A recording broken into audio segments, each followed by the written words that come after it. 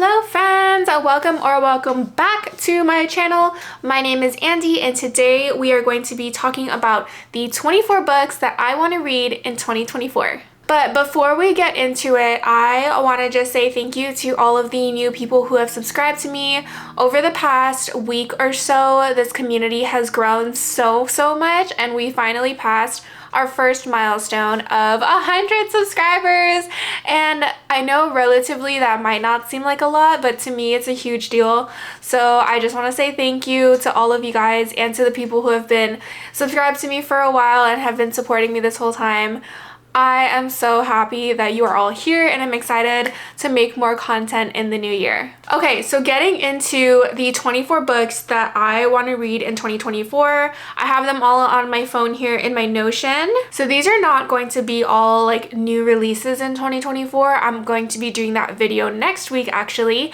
Today, we're just going to be talking about books that I've had my eye on for a while or that have been on my TBR for a long time and I want to make it a point to reading them in the new year. So first we have A Court of Silver Flames, and I know what you're thinking, Andy, I thought you said A Court of Mist and Fury and Wings and Ruin were like your favorite books ever and you haven't even finished the series? You would be right. I have not finished the series. I actually still have my bookmark in here from where I finished reading last time. So I only got to chapter 20 and I don't know, I just could not stand Nesta and I know that it gets better. But yeah, so this is the first book that I want to get to this year. Next, we have Fourth Wing.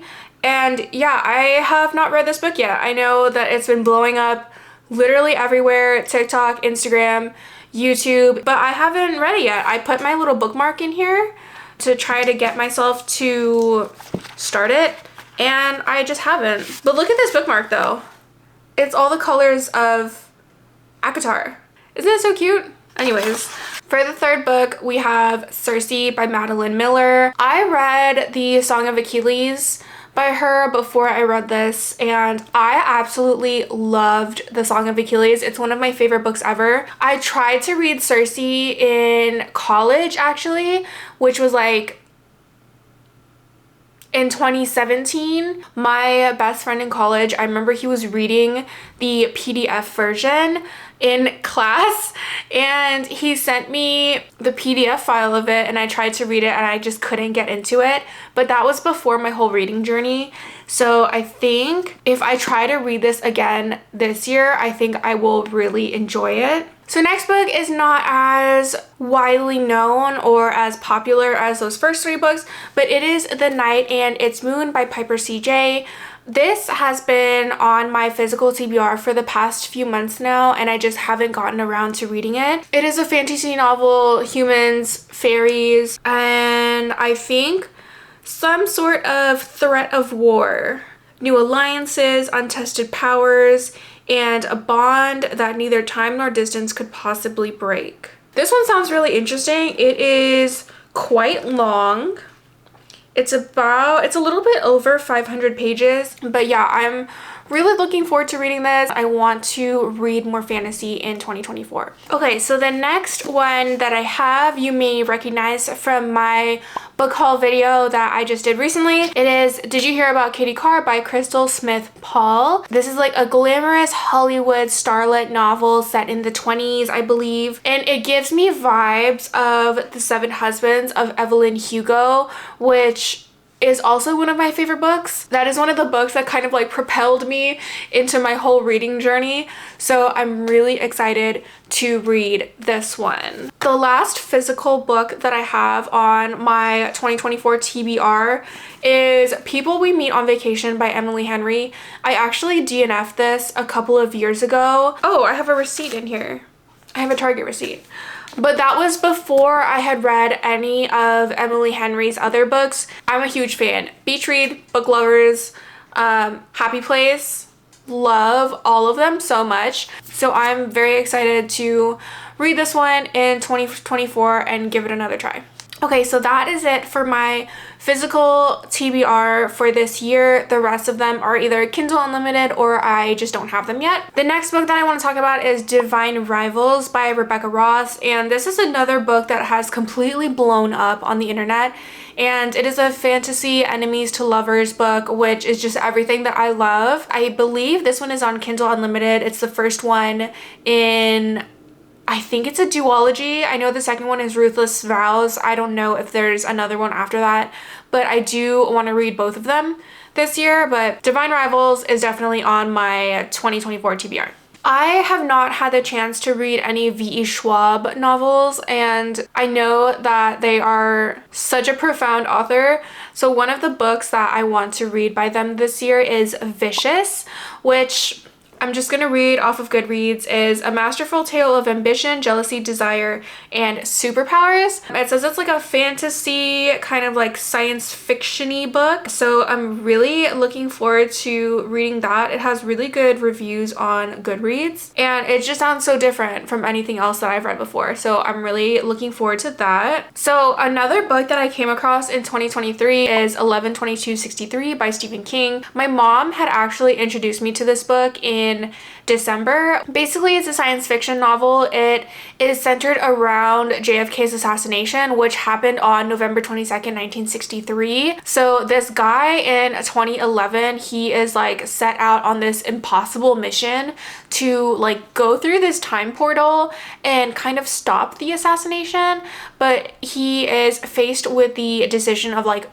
to do it or not to do it, right? If he stops it, like how is that going to affect the future? It is so long. I think it's like 800 or 900 pages, which is so intimidating, but the premise of the book sounds really interesting. The next book on my list is Anxious People by Frederick Buckman. So there are these 8 people who are viewing an apartment in an open house, and a bank robber it says a failed bank robber bursts into the apartment and takes everyone hostage. And it says the robber must decide if he is going to go outside to face the police or stay in the apartment with this group of impossible people. So that sounds kind of funny. Unforgettable insights into the human condition, and a reminder to be compassionate to all of the anxious people we encounter every day. Next is Newcomer by Keigo Higashino.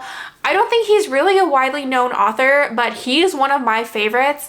He is a Japanese like thriller mystery novelist, and his books just blow my mind. Newcomer is the second book in his series where he follows this detective and a professor who kind of work together to solve these mysteries. And the way that he just like spins like the spider web of all of the events and they're all interconnected, it's just so cool how he does it. And by the end, like everything just kind of like wraps up perfectly in like this little gift that he just gives you, like, here's this perfect novel for you. It's just so good. So anyways, Newcomer by Keigo Higashino. Okay. The next one that I really want to read is 5 Survive by Holly Jackson. Holly Jackson wrote the Good Girl's Guide to Murder trilogy, but 5 Survive is a standalone. So there are 6 friends who are taking a road trip in an RV down to the beach for spring break.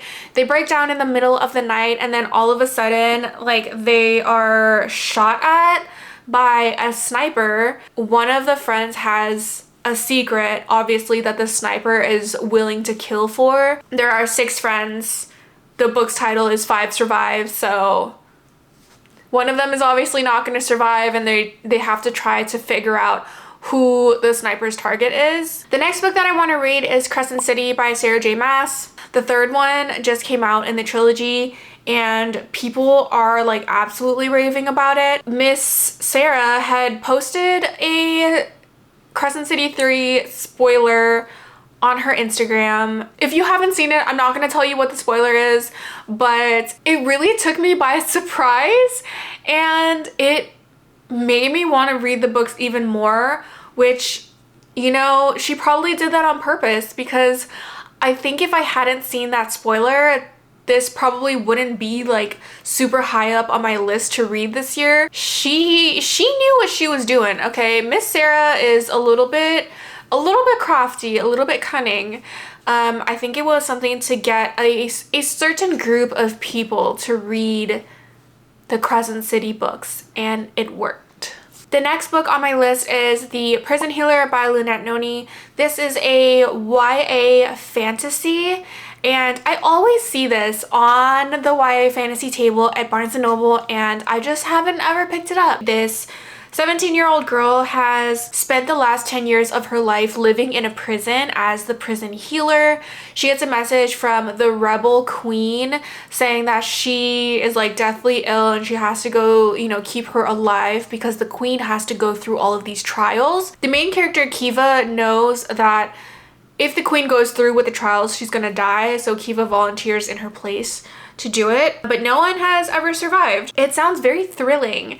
It sounds super interesting. Okay, so speaking of YA fantasy, the next one that I really want to read is Scythe by Neil Shusterman. And this one looks like it is the first in a series, and humanity has conquered everything, including death. And now the only way that people can die is if the kind of Grim Reaper type of person like comes for their life. They're commanded to take people's lives in order to maintain the size of the population. I really don't read a lot of like dystopian novels. I don't think I ever have. Okay, so this next one I'm kind of conflicted about putting on my list to read this year. It is A Little Life by Hanya Yanagihara. I have heard a lot of things about this book, okay? Lots of things. Someone described it as trauma porn. Think of every sort of traumatic event and like trigger warning plot point that you can think of, and it's in this book. I think I'm gonna try to read it, and if it's too much for me, I won't feel guilty about DNFing it. The next book on the list is The House in the Cerulean Sea by TJ Klune. It is a YA magical fantasy novel. It follows Linus Baker, who is a caseworker in the department in charge of magical youth, and one day he gets this highly classified assignment to travel to this magical island where these 6 dangerous magical children are residing. He has to kind of determine whether or not the children are dangerous. This book has really blown up on TikTok recently. I say recently, it's probably like within the past year. I'm so behind on like book trends and everything. This one sounds really interesting. Next one is a completely different genre. It is The House Across the Lake by Riley Sager. This one is an adult mystery thriller. So it follows a woman who is recently widowed. She moves to this cabin on the lake and she really doesn't have anything else to do, so she like picks up her binoculars and she spies on the couple who is living in the house across the lake. She starts to realize that the couple's relationship isn't like as perfect as it seems. And then one day the wife goes missing and she has to kind of like uncover the secret of what happened. It says it's a psychological suspense with more than one twist. It's just so fun. Just getting whiplash from plot twists and thriller books is just my favorite thing ever. Okay, I probably should have grouped these by genre, but we're going back to like YA new adult fantasy. So this next book is The Serpent and the Wings of Night by Carissa Broadbent. This one is about humans and vampires, war, different vampire houses, dark magic, romance. I read the plot description and I still don't really know what it's about, but all of those things, all of those key phrases really intrigue me. And at the bottom of the description, it says perfect for fans of From Blood and Ash, which I haven't read, and A Court of Thorns and Roses. So that's all I need to read this book and to know that I'm probably gonna enjoy it. The next one is Happy Place by Emily Henry, and I have already listened to this on audiobook and I already know that I loved it, but I really want to pick up a physical copy and read it because There is just something about listening to an audiobook and when the female narrator is trying to do the male character's voices, it's just a little bit cringy for me and it took me out of the story a little bit. I feel like I didn't love the book as much as I could have if I read the physical copy. And I also listened to the audiobook over a course of like 2 months. So it takes me a really long time to finish an audiobook. So by the time I get to the end of it, I'm like, what even happened in the beginning? Okay, the next book is Emily Wilde's Map of the Other Lands by Heather Fawcett. This one is the second book in the series. I don't know if it's just going to be a duology or a trilogy or whatever. I think it just came out. Emily Wilde and her co-worker, like fellow scholar, Wendell Bambleby. Wendell's family does not approve of his relationship with Emily, and the mother sends some assassins and they have to go to this place where they can kind of, you know, figure out Wendell and his family and free him from the plans that they have for him. I'm sorry if that's very vague, but I don't want to spoil anything from the first book if you haven't read it and are planning to read it. But yeah, I love cozy fantasies. I love fairies and fae books. They're just so up my alley. The next one I am so excited for. It is ASAP by Axio. This is a companion novel to XOXO, which I read earlier this month and I was absolutely obsessed with. And it is a YA K-pop romance, which is just so cool. I hadn't read anything like it before, and it reads like a K-drama. So ASAP, which is the companion novel, follows her friend from the first book and her ex-boyfriend. So it is a second chance romance book. She is a K-pop trainee, he is a K-pop star, and it is just how they kind of like mend their relationship because it didn't really end on a very good note. I actually pre-ordered this book from this bookstore in Vegas because I think it is Axio's local bookstore. So if you pre-ordered from there, you get all of these little goodies that come with the book. I'm so excited. I'm probably gonna do a YouTube short on it. All right, next on the list is Funny Story by Emily Henry. I know this is literally the third Emily Henry book on this list and I apologize, but this one is a new release. It is coming out on April 23rd. Honestly, I didn't even have to know what it was about to put it on my list, because that is just how much I love Emily Henry, but I just read the synopsis of it. It sounds like a fake dating, forced proximity romance, which I love fake dating. I am okay with forced proximity. As fake dating always goes, you know, you can pretty much guess how it's going to turn out, but either way, I eat it up every single time and I'm so excited to read this book. And we have finally made our way to number 24, the last book on this list. It is Flawless by Elsie Silver. This is the first book in the Chestnut Springs series. I have just been seeing so much love for this book and cowboy romances in general. I feel like since I am a Texas girly now, I should give cowboy romances a chance. I love reading series because you can really get attached to the characters and you can really see the character development throughout all the books. So that is just something that I really love. Let me know what books are on your 2024 TBR. I love you guys. Thank you so much for watching. I will see you in the next one. Bye!